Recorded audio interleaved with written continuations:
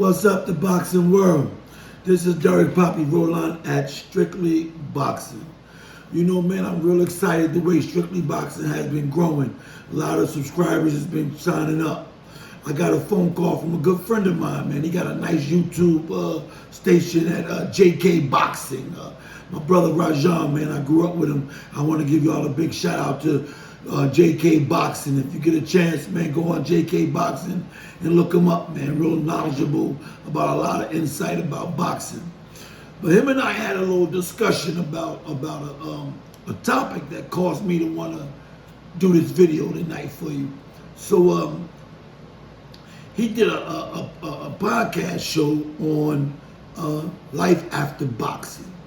And now that right there is real personal with me because, you know, I had a thing at the Bell, and we did at the Bell really was about what do we do after boxing. So it was real similar to what I was experiencing with another podcast.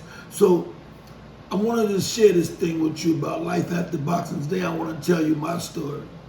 I want to tell you my story as a young athlete growing up, starting to box as an 8-year-old. Starting boxing at 8 years old, fell in love immediately. Became New Jersey Junior Olympic champion, New Jersey regional champion, and even in 1984, a Junior Olympic national champion. You know, when you have this type invested into a sport, well, I guess in any type of career, it would be the same thing. What do you do, man, if you can't continue that sport? What about those that don't make a lot of money or don't be able to save their money or get beat out of their money? So this show I want to talk about will tell you my accomplishments as an amateur boxer. Winning Golden Glove titles and, all over national titles, 7 national championships, you know, internationally, fought in different countries for the United States. You know, I had a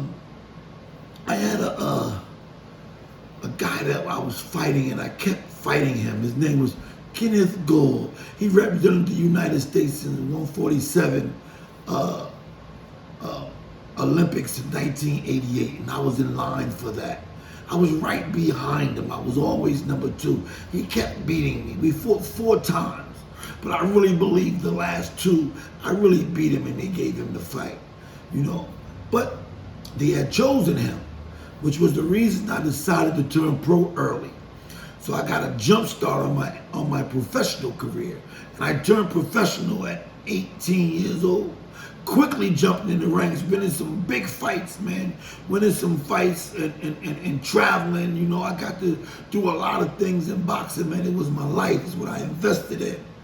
And I got all the way to 14 wins with 0 losses and 10 knockouts. I was in line for talking about a welterweight title shot, man. I was training. I was committed. My whole life was invested. And I go to the doctor, and I went down to Baltimore to take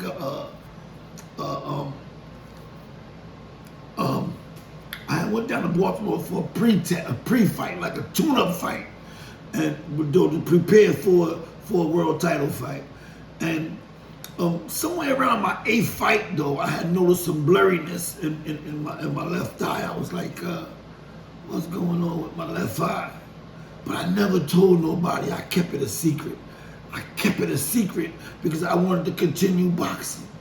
I didn't want to tell nobody. How stupid is that? I guess that's what they fighters is crazy, right? So here it is now. You know, I'm 8-0 and I noticed something funny with my eye. I had to start memorizing the eye chart test so that the doctors would not be able to decide to see that I couldn't see out of one of my eyes that good. So I memorized the chart. And when I went down to Baltimore for that tune-up fight, it was a different chart. I couldn't memorize the chart quick enough. I couldn't memorize the chart quick enough to be able to continue to fight. The doctor was able to find out that I couldn't see. So So that's all right. Now what am I going to do now? So now I started these eye surgeries in my left eye. Of course, my manager was a real guy. His name was Charlie Barnes. Charlie Barnes was a good manager. He landed me a big promotional contract with HBA, Houston Boxing Association. He did really good as a manager. So what we did was Sheila Leonard had just had a detached retina, and Sheila Leonard had, so we figured he's the best doctor. We get his doctor. Went to the same doctor Sheila Leonard had, and had a detached retina. And we had other things with the detached retina, because the detached retina also, there was a cataract. So now the doctor removed the lens because there was a cataract. So now I go through this 3-step surgery, man. It's all over. Everything is good. And it's time for me to take the last part of this operations so I can go back in the ring. 2.5-year layoff, man. What was I doing with my life? 2.5 years. So now I go to Baltimore, and I'm ready to get back in. I'm excited about it. I catch the train from out of Newark, catch the train from Penn Station in Newark. Man, I'm going to have this last part of the surgery, and I could be back. Long awaited 2.5 years, I can go back into the ring. And the doctor comes to me while I'm laying on the operating table. He says, Mr. Rolon, what I'm going to do for you will give you 20/20 vision, but I'm not 100% sure you'll be able to box. Oh man, well doc, if you can't guarantee me I could box, then don't you touch me, unstrap me, let me get out of here. Got up off the operating table, shook off the anesthesia because I was halfway gone, jumped on a train back up north, back in my manager's office. What the hell are you doing here? I said, listen man, I need you to find me a doctor that can give me 100% chance that I can go back into this ring. And my manager, he was kind of like more different than other managers. He said, man, what a lady with boxing. He said, you can just run one of my businesses or something for me. You don't got to box. I said, doc, I said to my manager, find me a doctor. Find me a doctor that can guarantee me I can go back into the ring. So he found a doctor. His name was Richard McCool. He's like the god of eyes or something like that, they call him. And he performed a surgery called epikeratophobia. And what that is instead of putting a lens implant in your eye, they stitched a cornea from a donor on the outside of your eyeball. I did all of this so I could go back into the ring. My mother, my father, everybody tried to stop me. But I wanted to box that bad. That's what I wanted. That's what my life has consisted of since the age of 8. So I have epikeratophobia. Epikeratophobia was successful. It would enable me to go back in the ring and continue to fight. I remember talking to the commissioner, Larry Hazard. He was a good friend. So I thought that I could just, get approved. Like, what the heck, Larry knows me. He'll approve me, sign me off to fight. Oh, not Larry. Larry gonna make sure you safe. And I gotta thank him for being that type of dude. So Larry Hazard sent me to his doctor. It was a few things a lot of doctors in this country didn't even understand. Even today, they didn't understand epikeratophobia may be. What I'm gonna do if something happens to Dr. McCool? There's not many doctors that even know today what that surgery was that I had. But it enabled me to go back into the ring. I was 14-0, 10 knockouts. I got up to 18-0. 18-0. I had a big fight with Joe Lipsy. Joe Lipsy was a middleweight out of Detroit. We fought in Auburn Hills at the Palace. Co-main event, I forget the main event. Co-main event, Joe Lipsy. Tuesday night fights, I remember those days. Tuesday night fights was good. USA, Tuesday night fights. And Joe Lipsy got a close decision. I thought I won. I think he got a hometown decision. But he's a cool dude, and I like him a lot. Joe Lipsy is a real cool dude, man. And he could fight, so I didn't take that away from him. 18-0. Now I became 18-1. So I took a couple more fights before I had my first title fight. Had my first title fight against Quincy Taylor, NABF title, fought up in Connecticut, at Foxwoods in Connecticut. He got me. I got sick in and out of the air conditioner. Can't make that no excuse though. He was an awesome fighter, you know. He was a real good fighter. You know, the winner was the fight. The winner between Quincy Taylor and I was going to fight Julian Jackson. And he was a big, heavy-hitting middleweight. And Julian Jackson was you know, looking as the top dude, one of the toppest dudes. But Quincy Taylor beat him. He stopped him. So can't say that I got sick and that was the reason. Quincy Taylor, he was good, better that night. But that was okay. I took another fight against another good fighter, me and Kevin Pompey. That was another Tuesday night fight. But it was in Boston. The last fight in the Boston Garden, me and Kevin Pompey. Toe-to-toe for 10 rounds. It was a hard fight. I guess the victory got me in line for another title fight. I got it for the USBA regional title against a great fighter named Buster Drayton. Man, Buster Drayton was nobody to play with. Buster Drayton was a serious fighter, man. That was a hard fight. But I beat him 12 rounds, unanimous decision, and became the USBA regional champion. Outstanding. I gave up my eye to come back and get a title. But I was in pursuit of a world title. The regional titles and all these other titles, I wanted a world title. I was all the way up to rated number 3 in the IBF. I was in line for a world title shot. I was scheduled for a fight. First, I had defended my title one time. I got a 9th round TKO. I need to get to work, and I was in line for a world title fight. Something I prepared for my whole life. My dreams, what I wanted my whole life, is all I wanted to do was win a world title. And guess what happened? I go to the doctor 2 weeks before the world title fight. And the doctor says, I have a detached retina in my other eye. Alright, so I thought nothing of it. Like, I did it one time, I'll do it again. We just postpone the fight and start having surgeries immediately. What else am I gonna do? This is all I wanted to live for. This was it. November 2nd, 1995, I goes to the doctor. She says, you have a detached retina and we have to do surgery immediately. All right, no problem. You know, put off my fight. Now here's the funny thing. They pulled me out of the fight. Pull somebody to take my place with 2 weeks. He knocks the guy out in the 3rd round and becomes the champ. But that's not what I was focused on.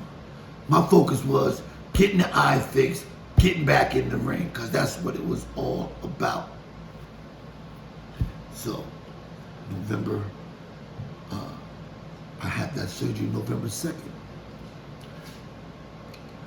Retina came back apart. I have it again December. Retina came back apart. Had it again in January. Retina came back apart. Now the retina is staying together a little bit. I scheduled me a fight. I might got a shot against the NABF title against Otis Grant from out of Canada. We discussing that fight. Supposed to be like April 30th of that year. I remember that right there. Yeah. Retina came back apart again in April. What am I going to do? I keep having these surgeries, trying to get back in the ring. And you know what happened? I got up to 10 surgeries before November of 96. And every time I would go to the doctor, I'd ask the doctor, yo, doc, just tell me when I can get back into the ring. Doc, when do you think I'll be able to go back in the ring? And the doctor said, you know what? We became so close, he was calling me Poppy. He said, yo, Poppy, I'm not trying to save your eye so you can go back in the ring. He said, I'm trying to save your eye so you can see.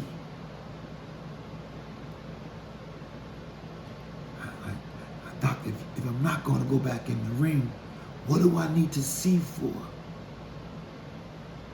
I don't know if you guys could relevate to that, because that's kind of deep, right? Like, if I can't see, if I can't box, what I need to see for?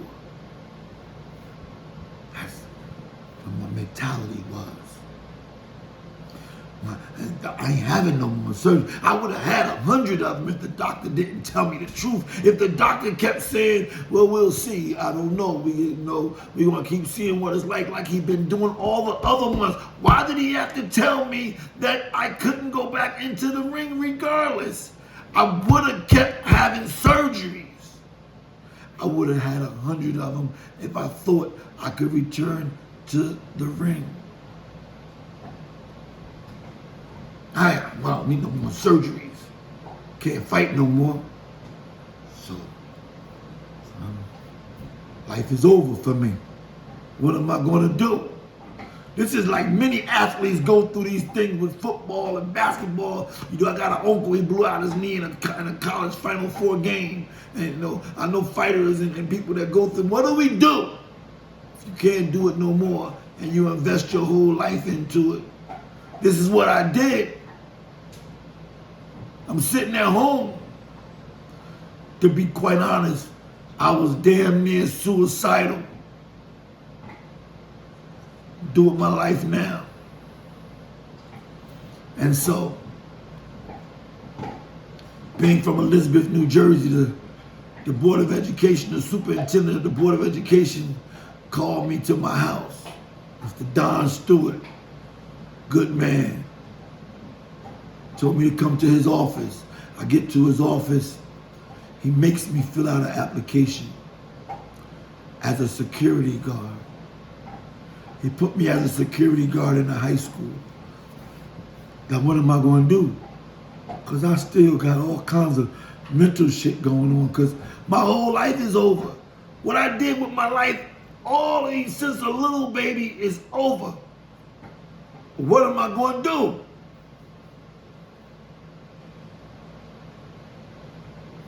Put me in a high school security guard. And a year ago, me and some friends of mine, we flying around in helicopters in Atlantic City. We landed at the resorts, and life was like that. We traveling to Vegas, I spent 4 weeks in Paris boxing with Donald Curry, I was at the Eiffel Tower last year. I was next to pictures with Mona Lisa, and with the picture of Mona Lisa in the original thing. And now, I'm a security guard. What do you do? What can you do with your life?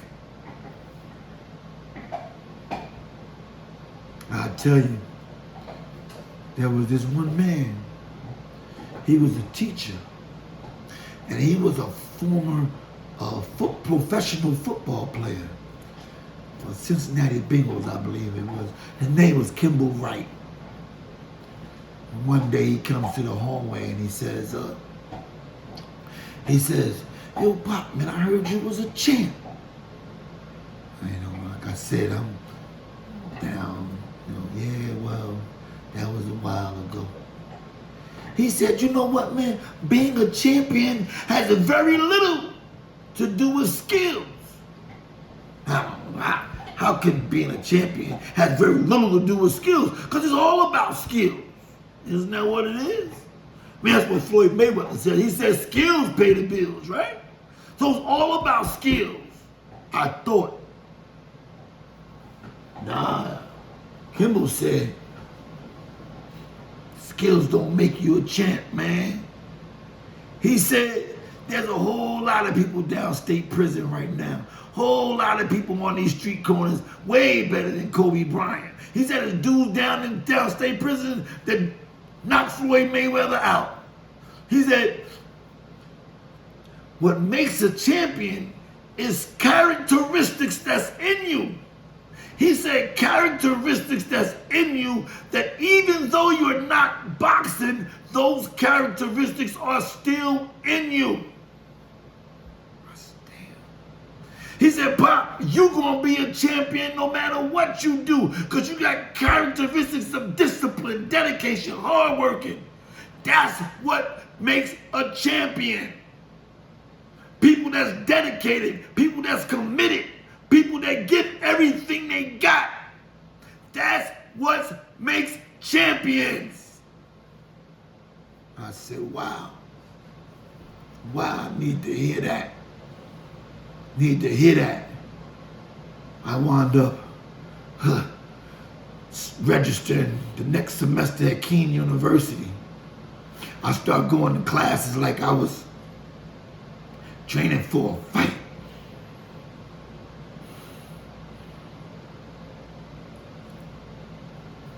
Yeah, it was difficult. It was a tough time.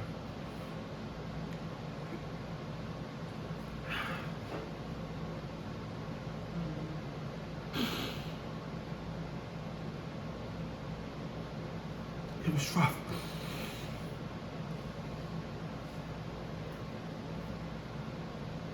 The whole journey was rough.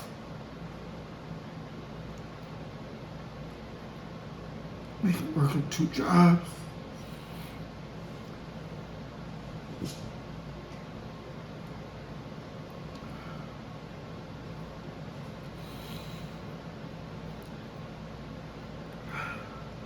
I was raising my son.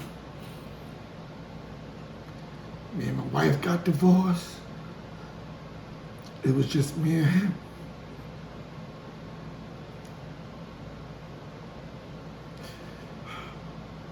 That school saved my life.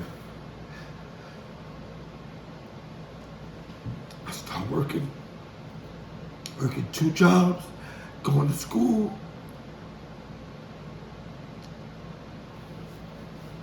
I was a single father.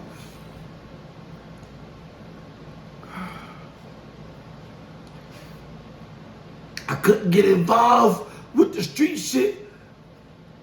I couldn't get involved with drugs and guns. I couldn't get involved in the crime. I had a son. I had to make the best of it.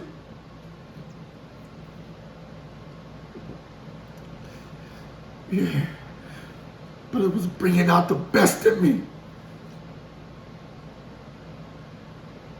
It was the best thing that could have ever happened to me.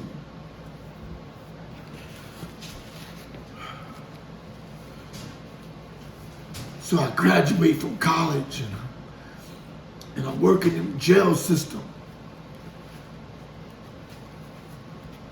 And my job is to teach people how to go home from jail and not go back. It was probably what God had designed me to be anyway, because I came so good at it. I could relate. I could relate to the street. I could relate to them. I could relate to the struggle. I could relate to the hard times. I could relate to being a father, being dedicated and committed. I could relate to not giving up. Yeah, it was fighting. It was a real fight. Got a college degree. Started helping a lot of brothers come out of jail, getting themselves together, getting clean. That was life after boxing for me. I found a new love. Got a new life. Yeah, it was awesome, y'all. Because it's about the characteristics that I developed from a little kid training in these gyms. Couldn't fall to the streets. Couldn't go to nobody's jail. Been to man. I would come back to my hood from all these trips. And I knew it was something else going on. I couldn't fall for that. Traveling to London and Ireland and Sweden and Denmark and Scotland and all over the world. 4 weeks in Paris, and I fought in Grenoble. Couldn't go to nobody's jail. Had to do something. I couldn't stay down. Had to get up. Life after boxing. Didn't really make the money they making back like they making now. So my story is common because a lot of brothers wound up not having any money, not making no investments. You know, I'm going to do a part 2 to this right here because I got a friend of mine I want to bring on. You know, his name is Anton Barnes, and he's a football manager.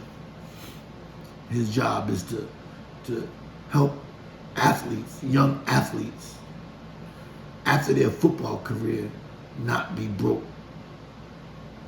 And I think that's what boxing needs.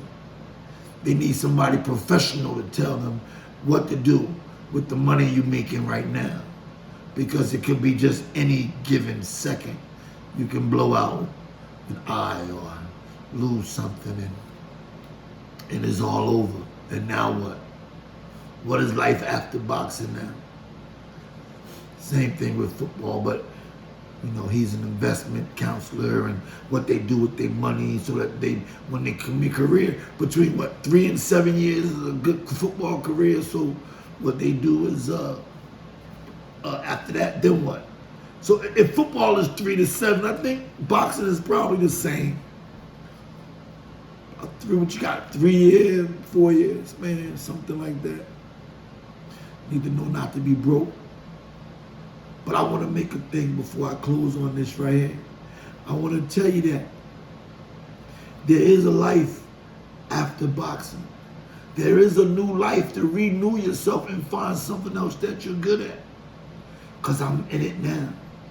And I love it. I love helping a young kid. I love getting people out of jail. I love getting them through. My man Kimball said, you will be a champion in anything you do. And I keep hearing that. Boxing is just the avenue to get you to the point. But you're going to be a champ in anything you want because the characteristics are in you. This is Strictly Boxing with Derrick Poppy Rolon. Peace.